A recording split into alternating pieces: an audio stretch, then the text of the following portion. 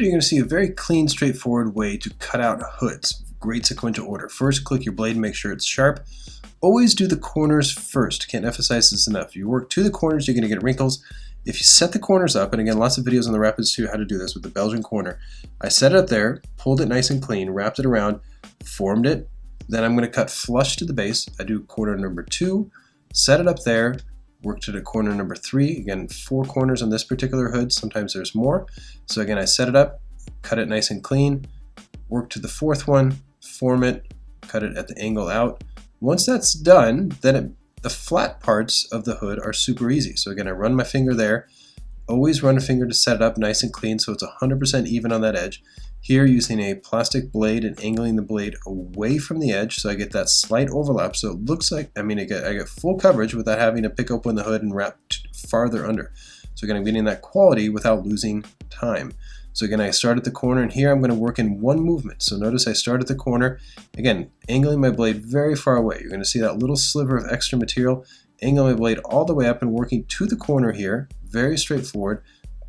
Go a little slow on that angle. Once I'm done there, I always run my finger to seal the edge. Very important. So again, you have to seal that edge. And again, just trying to work in as few movements as possible. So again, starting at the other corner, and now working to the other corner and angling my blade away. This is a very flat front part of the hood, so I'm very comfortable actually in angle my blade out because I'm actually getting quite a bit of material because I can angle my blade almost at 180 degrees. So I get quite a bit of a wrap out around at the front. So this actually saves me from having to pick open the front of the hood, nice and easy. Run my finger to seal, run my finger to set up, and again, starting from the other corner now, angle my blade away. So the minimal movements, very zenned out here. And again, the more zenned out you are, the less movements you make, the faster you are, and the better the quality. Very clear here, because I'm doing the right sequential order and flowing on the car. Very, very easy now. Always sealing the deal, trying to keep that quality very, very high. Run my finger, nice and clean, and again, angled out. So again, very clean and straightforward. Haven't removed any excess film, only until the cutting is done. Always seal the deal. So now it's 360 degrees, absolutely complete. Now the excess film can be removed away, nice and safe. Don't have to be worried about it, anything tearing that I didn't want to tear.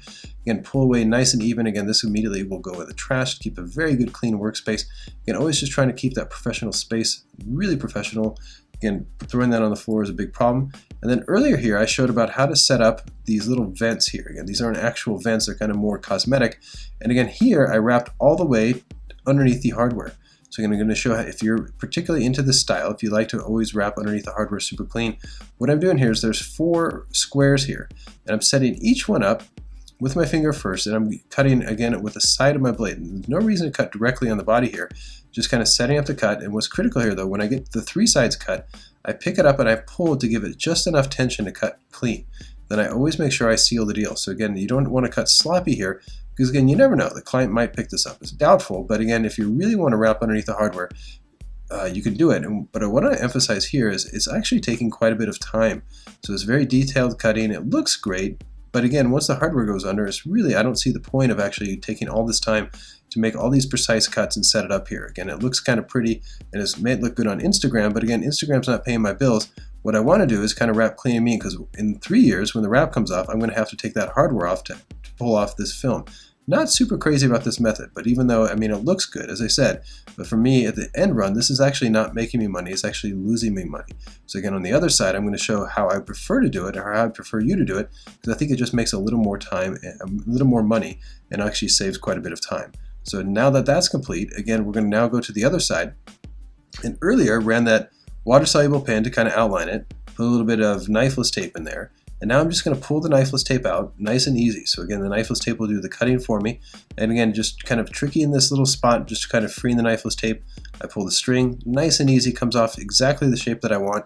Now that I've taken that off, super, super easy. Again, it doesn't have to be a perfect cut, because once the hardware goes back on, let the hardware be perfect.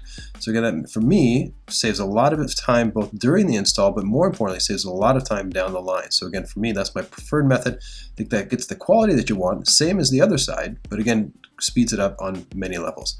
Now, once that's particularly done, then again, most hoods don't have those vents. What I did is popped open the hood and noticed that I haven't used really too much heat here at this point. A lot of the edges are still kind of a little loose, particularly on the corners. I haven't really nailed the corners yet.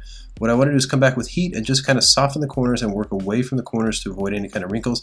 Then I want to double check for any edges to see if they pop. I feel very confident that by running my finger all the edges are sealed, but again, I just want to double check. And heat is kind of like the truth serum, where you run a little heat over there and anything that's not quite 100% there will pop, and then you can see it. As soon as it jumps, you just make sure you run your squeegee or finger to seal. But again, I can't really do this effectively if I don't pop open the hood. So again, very straightforward and simple here. So again, I get 100% quality there. I get no jagged cuts on the side because all the cuts were set up really well by running my finger. And once the cutting is done, I highly recommend, a little tip here is don't go to the next section. It's very tempting to go to the next section once the cutting is done, but take the heat gun and go over the entire hood here, and this will make any kind of air underneath the film jump up and make a little tiny bubble. So again, you want to get there for good quality, and once you're done, you can move on to the next section. Thanks for watching. Justin Pate.